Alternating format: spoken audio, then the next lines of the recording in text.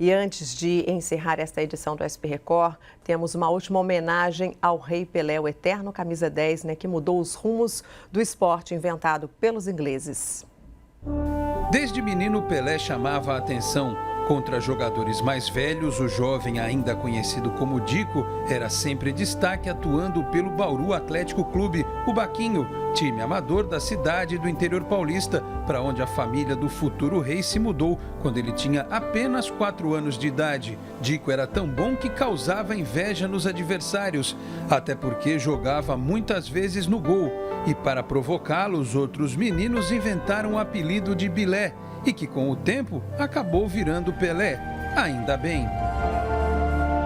Foi Pelé que aguçou o interesse do ex-jogador Valdemar de Brito, que depois de muito tentar convencer a família do adolescente Edson, especialmente a mãe dele, Dona Celeste, conseguiu trazê-lo para a Vila Belmiro, onde pisou pela primeira vez no dia 8 de agosto de 1956, uma quarta-feira, e onde teve dúvidas sobre a própria capacidade, mesmo apesar de Valdemar de Brito, tempos antes, ter profetizado: este menino vai ser o melhor jogador do mundo. Depois de praticamente um mês de treinos entre os profissionais e jogos pelos times da base, finalmente Pelé entrou em campo pela equipe principal do Santos. Foi numa data marcante, 7 de setembro de 1956. Num torneio amistoso, o alvinegro praiano goleou o Corinthians de Santo André por 7-1. E logo de cara o menino fez o primeiro de seus mais de 1000 gols que viriam pela frente. Aí Pelé não parou mais. Começou a jogar regularmente em uma equipe que vinha de um bicampeonato paulista em 55 e 56 e que tinha vários outros craques. Futebol que o levou à seleção brasileira. Contra a Argentina em 7 de junho de 1957, Pelé não conseguiu evitar a derrota por 2-1, mas deixou o gol dele. Já sob os olhares atentos de todos, Edson Arantes do Nascimento assombrou o mundo definitivamente em 1958. Jogando pelo Santos, ajudou o Peixe a conquistar novamente o Campeonato Paulista, marcando coincidentes e impressionantes 58 gols. Meses antes, na Suécia, foi fundamental para o primeiro título de expressão do futebol brasileiro, a Copa do Mundo. Pelé saiu do banco após as primeiras partidas e, ao lado de Garrincha, comandou a seleção em partidas memoráveis, especialmente a final contra os donos da casa, que terminou 5-2 para o time, que naquele dia 29 de junho entrou em campo vestido de azul. Foi a redenção do menino Pelé, que passou a ser tratado como rei pela imprensa mundial. De volta ao Brasil, Pelé e outros craques iniciaram o período de hegemonia do Santos no futebol. De 60 a 73, foram 9 títulos paulistas e 4 do torneio Rio-São Paulo. Pelé também levou o time da Vila Belmiro a vencer a Taça Brasil e o torneio Roberto Gomes Pedrosa, competições na época equivalentes ao atual Campeonato Brasileiro, nos anos de 61 a 65 e depois em 1968. Neste meio tempo, o ponto máximo do Santos de Pelé, o bicampeonato da Copa Libertadores da América em 62 e 63 contra Peñarol do Uruguai e Boca Juniors da Argentina, e o bimundial de clubes nos mesmos anos contra Benfica de Portugal e Milan da Itália. O Santos de Pelé até poderia ter vencido a Libertadores e o Mundial mais vezes, só que o mundo queria ver o rei de perto e convites para excursões e amistosos não paravam de chegar. O Santos enfrentou grandes adversários na Europa, nas Américas e levou a magia do futebol a lugares como a Ásia e a África, onde o rei era ainda mais reverenciado.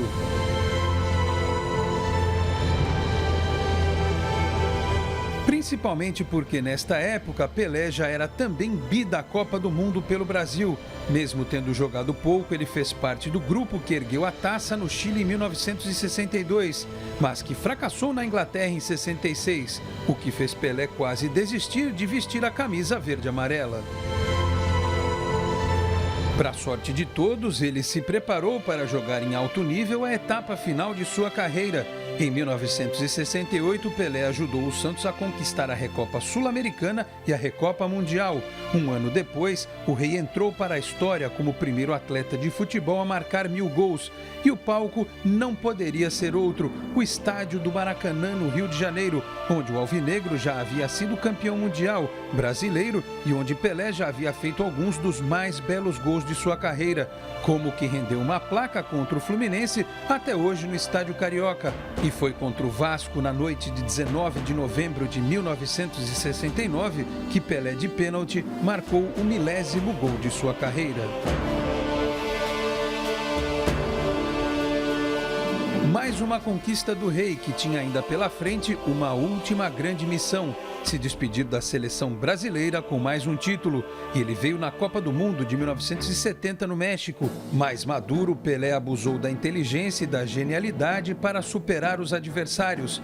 Genialidade que transformou até os gols perdidos em momentos únicos contra a Inglaterra,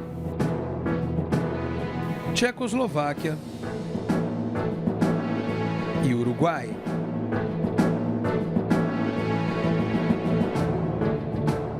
E as tentativas que deram certo foram fundamentais para o tri no México. Pelé é até hoje o único jogador a conquistar 3 Copas do Mundo. Depois disso, ele se despediu da seleção. Foi em 18 de julho de 1971 contra a Iugoslávia, num amistoso visto por 140 mil pessoas no Maracanã. A partida terminou 2-2, Pelé jogou apenas o primeiro tempo e deu uma volta olímpica, enquanto a torcida pedia para que ele não fosse embora.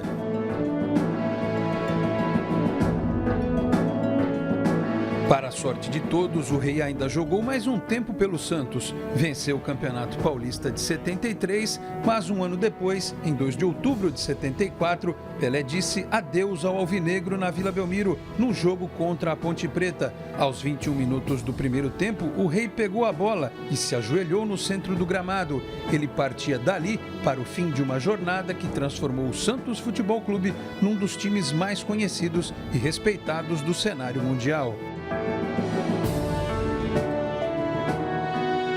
Pelé ainda voltaria a jogar no período de 75 a 77 pelo New York Cosmos dos Estados Unidos, na primeira tentativa de popularizar o soccer na terra do Tio Sam. Por lá foi mais uma vez campeão, realizou lances geniais e fechou a conta de seus 1.283 gols, marca que não foi superada até hoje. E o símbolo Pelé resistiu ao tempo, e Edson Arantes do Nascimento seguiu fazendo dele algo marcante. Fosse em campanhas publicitárias, em eventos relacionados ao futebol, na gestão do próprio Santos Futebol Clube de 95 até o ano 2000, quando ajudou a revelar ninguém menos que Robinho, o rei das pedaladas, e em eventos onde a presença real fosse exigida. Pelé chegou a ser ministro dos esportes do governo Fernando Henrique Cardoso e mudou as relações entre clubes e jogadores. Com o tempo e com a saúde debilitada, Pelé foi ficando cada vez mais recluso, mas ainda foi possível comemorar as conquistas brasileiras nas Copas de 94 e de 2002 e de deixar marcada na memória de todos os santistas sua alegria quase juvenil no gramado do Pacaembu quando o Peixe foi tricampeão da Copa Libertadores da América em 2011. Um legado riquíssimo que o eterno Pelé construiu através de Edson Arantes do Nascimento, que agora nos deixa e que seguirá ao longo de décadas, mesmo com todas as tentativas de forjar um novo rei. Já tentaram com Maradona e agora com Messi e Cristiano Ronaldo. A verdade, no entanto, é que se Pelé tivesse tido a oportunidade de atuar com toda a tecnologia disponível atualmente, onde ele teria chegado? Aos 2.000 gols, 5 Copas, 5 Libertadores pelo Santos, títulos por algum gigante europeu como o Real Madrid, por exemplo? Esta é uma boa discussão. O que não se discute é que Edson Arantes do Nascimento, o Rei Pelé, atleta do século XX, tricampeão da Copa do Mundo pela seleção brasileira, maior ídolo da história do Santos, vai permanecer na memória afetiva de todos aqueles que amam o esporte mais popular da Terra eternamente.